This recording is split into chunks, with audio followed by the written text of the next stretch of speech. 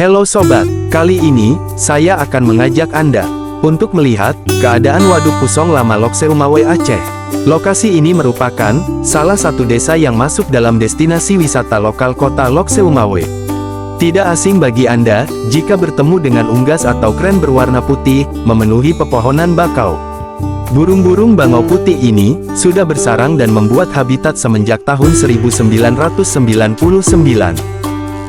Burung-burung bangau putih ini, memiliki populasi yang besar, pasalnya, disinilah lokasi yang membuat mereka aman.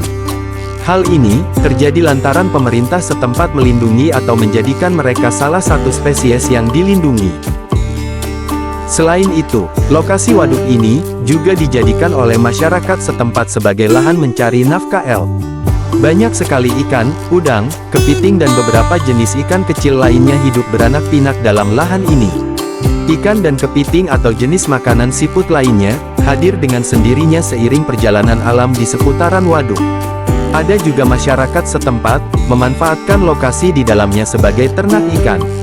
Tambak apung di dalam lokasi ini, jelas terlihat jika Anda berkunjung ke lokasi ini. Di dalam keramba apung, atau masyarakat memelihara ikan berupa mujair, kakap putih, udang tiger, dan beberapa spesies lainnya yang masuk dalam ikan peliharaan.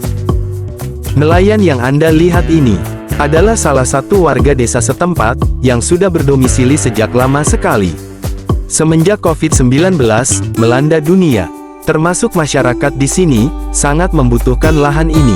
Karena selain mudah juga jauh dari kata berbahaya. Air yang berada di dalam juga tidaklah dalam, layaknya di tengah laut. Ukuran ketinggian air di sini sekitar 1,30 cm, atau setinggi dada manusia dewasa. Nelayan ini, tidak memiliki keramba apung layaknya warga lain. Akan tetapi, ia memiliki satu unit perahu dan alat tangkap kepiting sederhana.